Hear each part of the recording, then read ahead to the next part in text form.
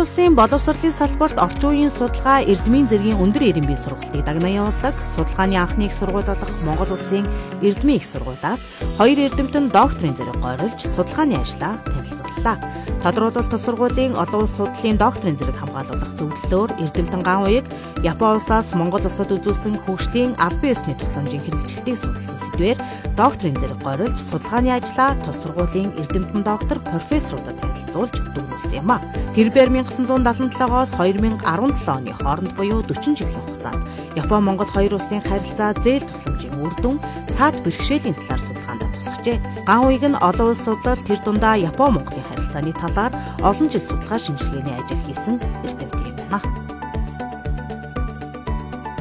Япон улс Монгол улсад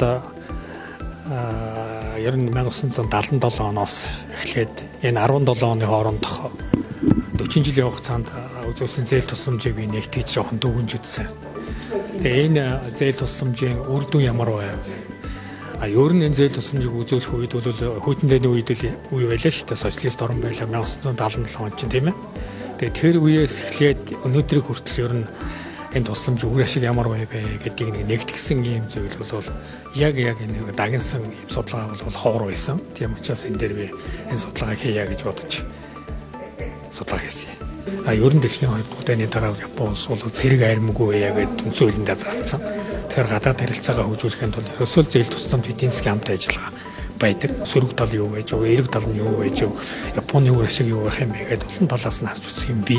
Мөн энэ үеэр тус сургуулийн докторантын дотгон жаргал хүний экологийн судалгаа сэдвээр докторийн зэрэг гойролж судалгааны ажлаа танилцуулсан бөгөөд тэрбээр сүүлийн 10 гаруй жил хүн ба байгаль экологийн чиглэлээр ажиллаж судалгааны ажлаа үргэлжлүүлсэн байна. Монгол орнд бол экологийн тэнцвэрт ажиллагдаад ер нь бол хүний экологи төрцмаа хүмүүсийн эрүүл мэндийн асуудал их чухлаар тавигддаг болсон.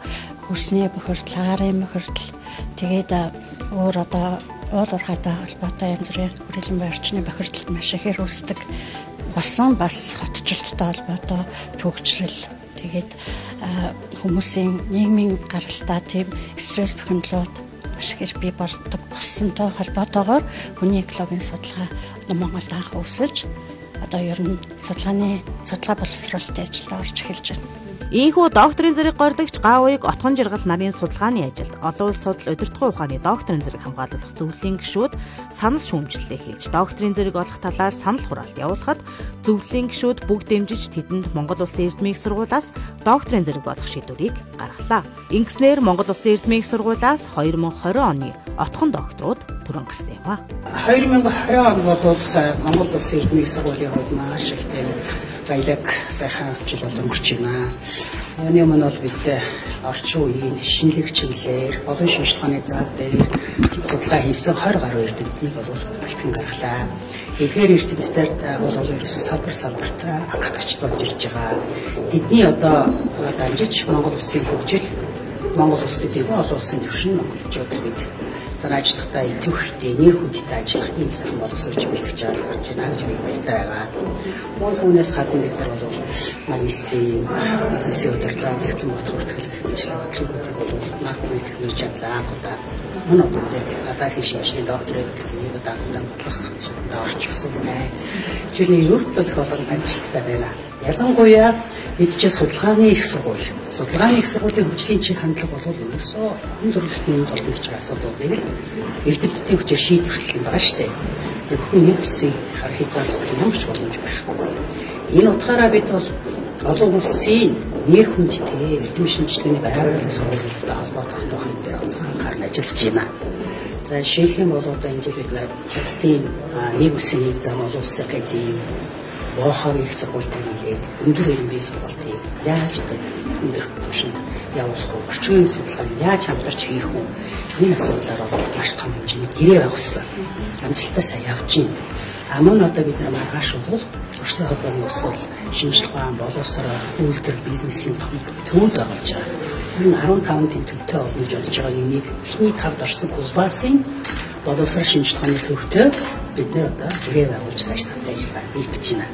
Өнөөдрийн одоо судалгааны ажлаар бол Японы жинхэнэ одоо Японы олон улсын харилцааг их төвшөнд ажиллаж байсан юм туршлагатай сайхан докторант маань Оноос Монголд үзүүлсэн тусламжууд тэрний үр дүнээр байгаа юм бэ. Ер нь цааш бид нар энэ одоо гадаадын орноос төсвөлөр авах юм бол үр дүнтэйг авах хэрэгтэй.